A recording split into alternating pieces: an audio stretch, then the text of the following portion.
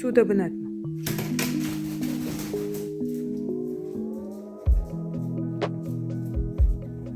Открывай.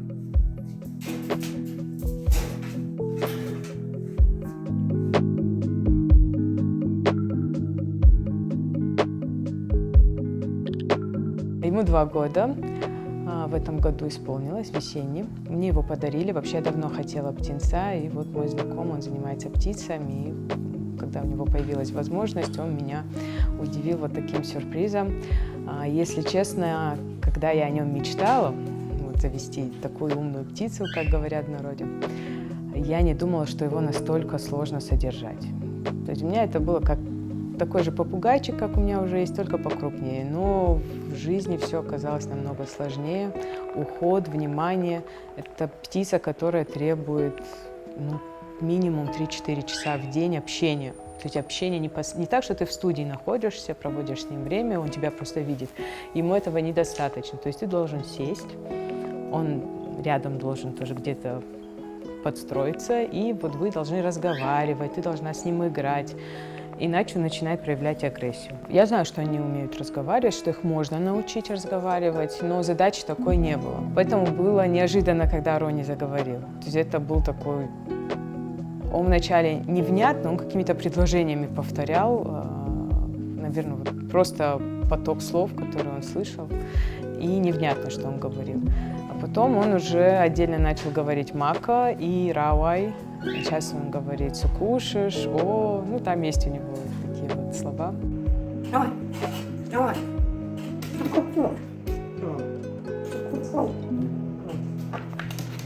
Давай, давай, давай, давай. Он начал разговаривать, я уже знала, но он тогда гостил у моего дяди.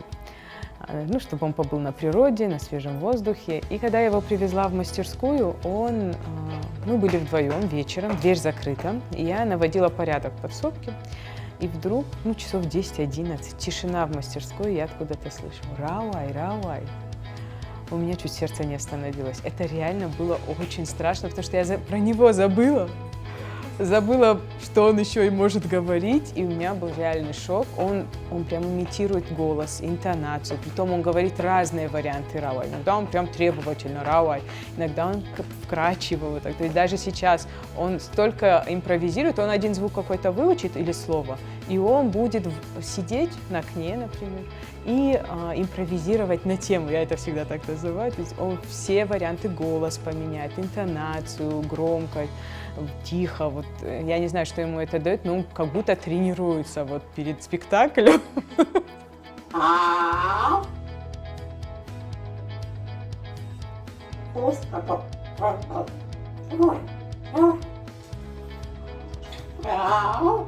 На самом деле очень интересно то, что я с ним общаюсь и по-русски, и по-осетински. Но учит, не знаю, как это правильно сказать, запоминает он слова по-осетински. То есть я ему всегда говорю «молодец», вот он что-то сделал правильно или, хвалю его. «Молодец», ни разу даже намека не было, чтобы он произнес слово «молодец», хотя слышит чаще, чем «рауай».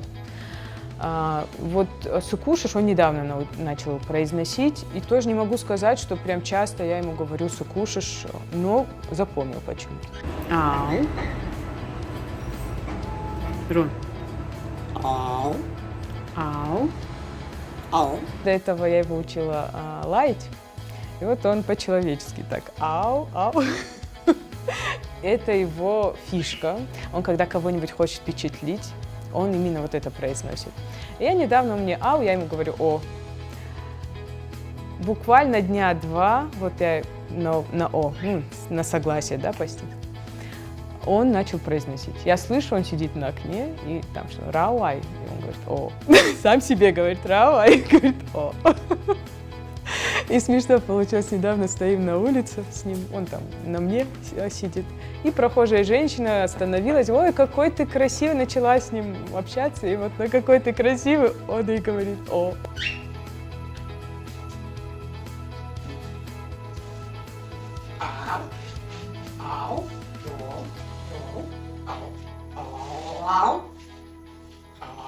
Сюда заходит очень много незнакомых людей, и мне, и ему. И в один день, буквально в течение 1 часа, зайдет одна группа людей, и он их даже не будет запускать в студию. Он встает и просто, не то, что он на них не нападает, но создает вот это напряжение, чтобы люди, то есть они делают шаг вперед, он к ним тоже ближе подходит. Буквально через 30 минут зайдут другие люди или человек, он спокойно их запустит, он при них будет тут вот импровизировать свои вот эти звуки какие-то, слова. То есть как он это определяет, с кем он хочет общаться или перед кем он хочет покрасоваться, я не знаю. Но у него абсолютно разный подход, можно сказать, каждому человеку.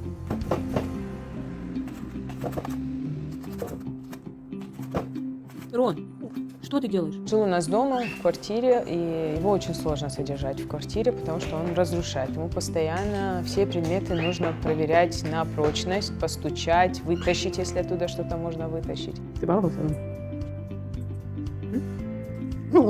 Первый год других вариантов не было. Я его выносила на балкон, он оттуда улетал, громко сказано. Он просто спускался вниз и ждал, когда я его спасу.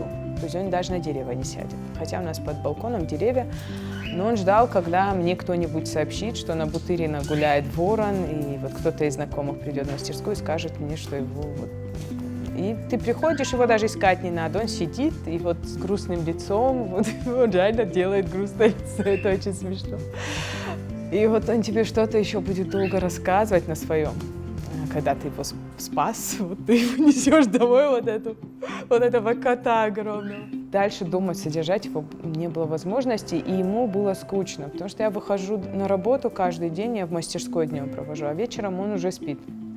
Я его на лето отвезла к дяде, вот, чтобы он на природе пожил. Вообще мне было интересно, как он захочет он улететь, не захочет, может он хочет на свободе жить, но у него даже намека не было, чтобы он куда-то улетал. Он бегал там с котятами, вот он с ними сдружился. И в конце лета я уже оборудовала здесь вот, в студии. Мне кажется, ему здесь комфортно. Он выходит на улицу, дышит воздухом, заходит. Я не знаю, как они проявляют любовь. Для него все его какое-то вот привлечь твое внимание – это покусывание. И вот покусывание может быть мягкое, покусывание может быть не мягкое. Вот так я определяю, он сейчас меня любит или не любит. В питании вообще не сложно их содержать. Яйца, мясо. Мясо сейчас вот ему начала сырое давать, раньше вареное в основном. Овощи, фрукты. Главное, не соленое, не мучное. Вот это все им нежелательно. Но это всем птицам нежелательно. Но он очень любит, кстати, сладкое. Он пару раз украл шоколадку, и он понял, что это такое. Он безумно любит шоколад. Но при этом, вот я не знаю, как у других птиц, у Рони аллергия. Он, если видит, что мы пьем чай, у него уже в голове, что наверняка там есть шоколад или что-нибудь. Он сядет тебе на колено, будет тебя отвлекать, там что-то, а сам будет ждать момент, когда украсть у тебя вот сладкое. Вот на сладкое он помешан, но при этом им вообще нельзя, то есть категорически. Ну, Рони точно нельзя. Он любит наблюдать процесс.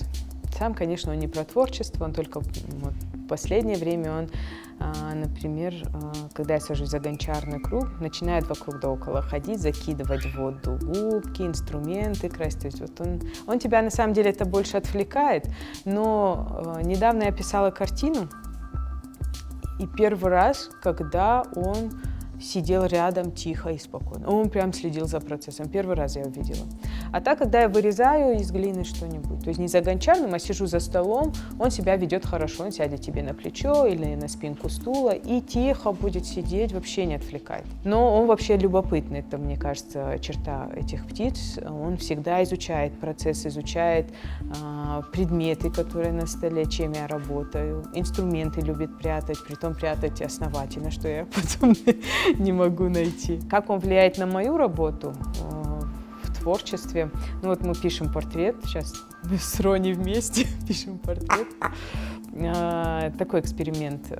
Я решила в этой работе совместить то, что сейчас меня окружает, именно в творческой жизни, в мастерской, и пока еще в процессе работы, ну, наверное, актуальное на данный момент. Позвонили с Первого канала, неожиданно у меня шла работа, и, если честно, я не знаю, как они вышли, ну, как продюсер сказала, Ольга, они просто увидели видео, где Рони разговаривает, им стало интересно, и вот Они пригласили на передачу, хотели, конечно, чтобы и Рони присутствовал, но это очень сложно организовать, сама поездка, его даже по городу очень сложно вывозить. Поэтому я решила воспользоваться моментом, звездным часом, поехала вместо Рони, ну, чтобы на него внимание не отвлекать. Ну, в общем, рассказала про него, про его характер, как он себя ведет. И, не знаю, пока еще передача не вышла, мне самой интересно, потому что я там столько всего говорила. Мне очень понравилась атмосфера в студии. Для меня это был такой приятный, добрый опыт. Я, наверное, была впечатлена не самой поездкой, вот я поехала на Первый канал, а тем вниманием и теплом, которое я получила от всего коллектива. Я могу сказать, что это был такой вот светлый опыт. И не в плане того, что ты попал на канал все-таки, это не про какие-то достижения, про то, что Рони научился сам, но для себя я получила очень-очень много тепла. Я не знаю, как он воспринимает друг, любовь, да, вот дружба, все. Я пока не совсем понимаю, но я знаю, что он мне доверяет.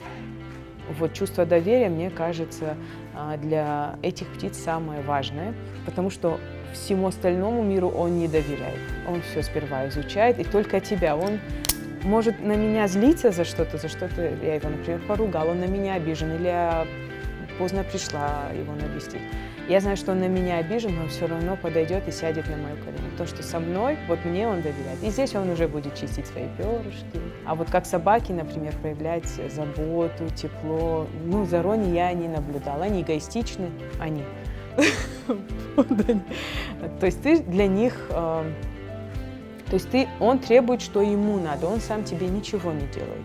Я стараюсь с ним строить отношения на равных. То есть я прислушиваюсь, когда ему что-то не нравится или на что-то он негативно реагирует. Я знаю, что ему не нравится дрессировка, когда за еду его что-то просишь делать. Именно за еду. Если он в хорошем настроении, он без еды будет просто на позитиве повторять или играться с тобой. А когда ты заставляешь его делать и подкармливать, он это воспринимает очень негативно. И я его не дрессирую. Все, что он хочет научиться сам, я этому радуюсь. Ну, мне приятно, что он там... Даже судабынатму я его не приучала. Я просто дала ему понять, что есть мы будем там. Чтобы он в зале не мусорил. То есть у меня было просто, так сказать, нас. Мы поняли друг друга, и теперь он даже без еды заходит туда. Он меня слушается, когда сам хочет. Нет такого, что вот он исполнительный такой. Я его надрессировала, он все выполняет. Меня, наверное, покорило даже больше момент, что он не любит дрессировку. Он был еще птенцом, ему, может быть, 4 месяца. Он тогда уже показал, что ему это не нравится. Но при этом он очень умный. Он без дрессировки и в мяч играет, притом он играет в футбол, играет в теннис. Сам выучил слова, что ему надо, он все знает. Мака он знает, самое смешное, Мака он воспринимает как просто проявить злость.